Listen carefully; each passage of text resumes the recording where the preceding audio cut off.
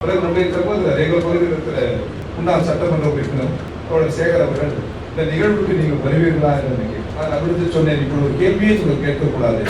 நல்லக்கண்ணுக்கு ஒரு நிகழ்வு என்று சொன்னால் அங்கே கம்யூனிஸ்டுகள் இல்லாமல் எப்படி இருக்கும்?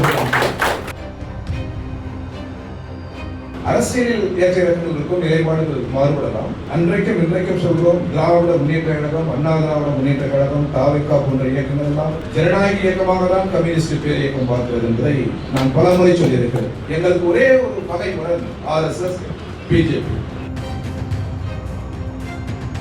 சகோதரி ஜெயலலிதா அந்த அம்மையார் மாண்புமிகு அந்த அம்மையார் தினமணியில் ஒரு கட்டுரை எழுதினார். வீழ்ந்தது கம்யூனிசம் என்று ஒரு கட்டுரை எழுதினார். அத்தோடு முடிந்தது என்று அவர் எழுதினார். எனக்கு பேர் அதிர்ச்சி. வீழ்ந்தது கம்யூனிசம் அல்ல, அது தற்காலிக வீழ்ச்சி, அது மீண்டெழும் உலகை வெல்லும் என்று டாக்டர் கலைஞர் எழுதினார்.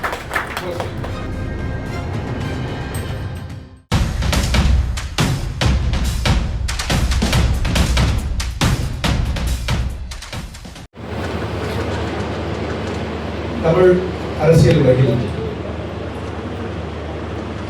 மிக சிறந்த முன்மாதிரியை வழங்கி விட்டு சென்றிருக்கிற நமது பேரன்புக்குரிய தோழர் ஆரண்கி அவர்களின் சிலை திறப்பு விழாவில் கலந்து கொண்டு சிலையை திறந்து வைத்திருக்கிறார் தமிழக சட்டமன்ற எதிர்கட்சித் தலைவர் மாண்புமிகு திரு உதயநிதி ஸ்டாலின் அவர்களே, தோழர் பகுன் அவர்களே,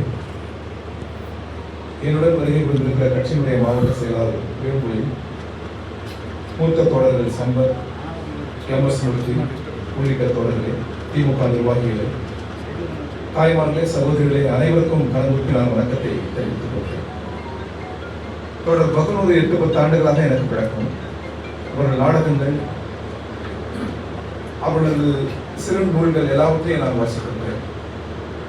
இப்பொழுது கூட இதே இடத்தில் மேற்தளத்தில் தோழர் நல்லக்கண் அவர்களின் அவர் பெயரில் ஒரு நூல் நிலையம் இருக்கிறது.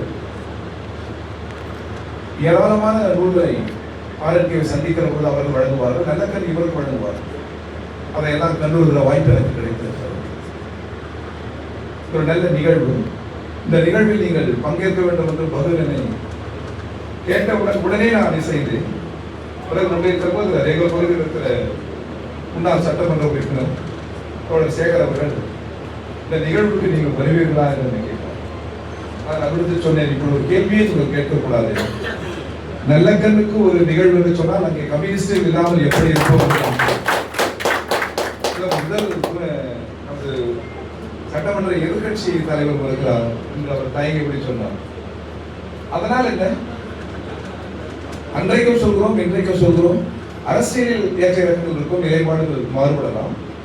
அன்றைக்கும் இன்றைக்கும் சொல்கிறோம், திராவிட முன்னேற்ற கழகம், அண்ணா திராவிட முன்னேற்ற கழகம், தாவிகா போன்ற இயக்கங்கள் எல்லாம் ஜனநாயக இயக்கமாக தான் கம்யூனிஸ்ட் பேர் இயக்கம் பார்க்கிறது என்பதை நான் பல முறை சொல்லியிருக்கிறேன். எங்களுக்கு ஒரே ஒரு பகைமுடன் RSS, பிஜேபி. சமரசம் இல்லாமல் அரசியல் போர்க்களத்தில் அவர்களை வீழ்த்துவதற்கு நாங்கள் சொல்கிறோம். இதை நாங்கள் அவர்கள் மீது கூட வெறுப்பு அரசியல் எங்களுக்கு, அவதூறு அரசியல் எங்களுக்கு, பண்பு தவறி அவர்களை பற்றி சிந்திப்பது கூட இல்லை. நாம் அரசியல் தான் பன்முகம், நாடாளுமன்ற ஜனநாயகம், சட்டத்தின் ஆட்சி முறை அவர்கள் நெருக்கடிக்குள்ளாகிவிட்டார். எனவே அவர்களை வீழ்த்த துடிக்கிறோம். இதிலே எங்களுக்கு திராவிட கழகத்துக்கும் கம்யூனிஸ்ட் பேரியக்கத்துக்கும் நீண்ட நெடுங்கால உறவு இருக்கிறது, கொள்கை உறவு இருக்கிறது. தந்தை பெரியாரை எப்படி கடந்து செல்ல முடியும்? டாக்டர் கலைஞரை எப்படி கடந்து செல்ல முடியும்? முன்னாள் முதல்வர் சகோதரர் ஸ்டாலின் அவர்களை எப்படி கடந்து செல்ல முடியும்? திராவிட இயக்கம் கம்யூனிஸ்ட் இயக்கங்களை எப்படி கடந்து செல்ல முடியும்? அதே போன்று கம்யூனிஸ்ட் இயக்கங்களை திராவிட இயக்கங்களை எப்படி கடந்து செல்ல முடியும்? ஒன்று ஒன்றால் நிரப்ப வேண்டும். இரண்டு மனிதர்களை மறக்கவே முடியாது. ஒன்று தந்தை பெரியார், இன்னொன்று டாக்டர் கலைஞர். கம்யூனிஸ்ட் இயக்க வரலாற்றில் இந்த மனிதர்களை ஒருபோதும் நாங்கள் மறக்க மாட்டோம். பெரியார் தான் சொன்னோம், கருப்பு சிவப்பு கொடியே, அதுக்கு விளக்கம் அளித்தார். கருப்பு இருள் இருக்கிறது, அறியாமை இருக்கிறது, மூட நம்பிக்கை இருக்கிறது, ஜாதிய பாகுபாடு இருக்கிறது. இது வீழ வேண்டும் என்று சொன்னால் ரத்தம் சிந்தி நாம் பாடுபட்டார்கள். இது வீழ்ந்தவுடன் கருப்பு இயல்பையே மறைந்துவிடும். இந்த கொடி முழுவதும் சிவப்பாகவே இருக்கும். அது உலகம் முழுவதும் பிறக்கும் என்று சொன்னவர் தந்தை பெரியார். இவரை நாங்கள் எப்படி கடந்து சொல்வோம்? இதை சொல்லி முடிக்கிறேன். அதே போன்று டாக்டர் கலைஞர். சோவியத் யூனியன் வீழ்ந்தது. அன்றைக்கு இருந்த பிரபலமான தலைவர் பெயர் சொல்வதை தவறு என்று நினைக்கிறேன், நீங்கள் அனுமதிக்க வேண்டும். சகோதரி ஜெயலலிதா, அந்த அம்மையார் மாண்புமிகு அந்த அம்மையார் தினமணியில் ஒரு கட்டுரை எழுதினார். விழுந்தது கம்யூனிசம் என்று ஒரு கட்டுரை எழுதினார். அத்தோடு முடிந்தது என்று அவர் எழுதினார். எனக்கு பேர் அதிர்ச்சி. இது போல் குரல் அமெரிக்காவிலிருந்து வரமல்லவா, தமிழ் மொழியிலிருந்து வருகிறது என்று நாங்கள் எல்லாம் அப்போது அதிர்ந்தோம். அதை படித்து ஒரு நாள் 2-3 தினங்கள் கழித்து ஒரு கட்டுரை முரசொலியில் வருகிறது. விழுந்தது கம்யூனிசம் அல்ல, அது தற்காலிக வெற்றி, அது மீண்டெழும் உலகை வெல்லும் என்று டாக்டர் கலைஞர் எழுதினார். இதெல்லாம் எப்படி நாங்கள் கடந்து செல்ல முடியும்? திராவிட இயக்கத்தின் கொள்கை அடிப்படையில் சமதர்மம் தானே, இடது பக்கம் தானே. இந்த நாடும் உலகமும் இடது பக்கம் தான் சென்றாக வேண்டும். அதுதான் பகுத்தறிவின் இலக்கு, சுயமரியாதையின் இலக்கு, பொது உடைமையின் இலக்கு. நான் இதை ஒன்று சொல்ல முடிக்கிறேனா? இப்பொழுது கூட அவர் வருகிறவர்கள் தந்தை எப்படி இருக்கிறார் என்று கேட்டேன். எப்பொழுதும் என்னால் திமுக அதிமுக முகம் பார்க்க முடியும். எங்கள் பொது வாழ்வில் கண்ணியமற்ற ஒரு சொல் உதிர்த்து நீங்கள் பார்த்திருக்க முடியாது. கண்ணியமற்ற ஒரு எழுத்துக்களை நீங்கள் பார்த்திருக்க முடியாது. முன்னொன்று பேசுவது பின்னொன்று பேசுகிற அந்த சொல் கம்யூனிஸ்ட் வரலாற்று இல்லை.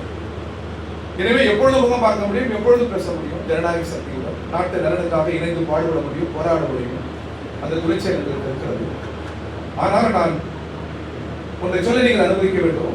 நிலவுகிற இந்த சமூகம் நமக்கு உடன்பாடு இல்லை. இவ்வளவு புத்தகம் இருக்கிறது, படித்திருக்கிறோம், அறிவு சிறப்பு வீட்டிருக்கிறார். இந்த சமூகம் நமக்கு உடன்பாடு. இது முதலாளிகளின் சமூகம், முதலாளித்துவ சமூகம். 40 கோடி பேர் உழைப்பதை 4 பேர் தன் மடியில் வைத்திருக்கிறார். அது தேசத்தின் மடியில் அமர வேண்டும் என்று நான் சொல்கிறேன். இதான் கொள்கை சண்டை நடைபெற்றுக் கொண்டே இருக்கிறது.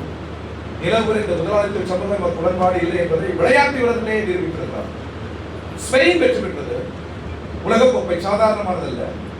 ஸ்பெயின் தேச கொடியை ஏந்துவதற்கு மாறாக அவர்கள் பாரசீகத்தின் விடுதலை கொடியை ஏந்தி உலகுக்கு ஒரு புதிய செய்தியை சொல்லியிருக்கிறார்.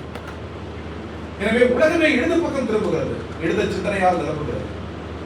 நாட்டை நம் காலத்திலேயே தமிழ் மண்ணை, இந்திய மண்ணை இடது பக்கம் திரும்புகிற அந்த மகத்தான பணி, அந்த அரசியல் போரில் எப்பொழுதும் ஜனநாயக சக்திகளுடன், திமுக போன்ற ஜனநாயக சக்திகளுடன் இணைந்து பாடுபடுவதற்கு கம்யூனிஸ்ட் பேரியக்கம் தயாராக இந்த நல்ல நிகழ்வு ஏற்பாடு செய்த தோழர்கள் அனைவருக்கும், பகுன் போன்ற தோழர்கள், அதனை கலைஞர்கள், நல்ல புத்தகத்தை வெளியிட்டிருக்கிற தோழர்கள் அனைவருக்கும் இந்திய கம்யூனிஸ்ட் கட்சியின் தமிழ்நாடு மாநில குழுவின் சார்பில் இதய உருவாக வாழ்த்துக்களை சொல்லி விடைபெறுகிறேன். நன்றி, வணக்கம்.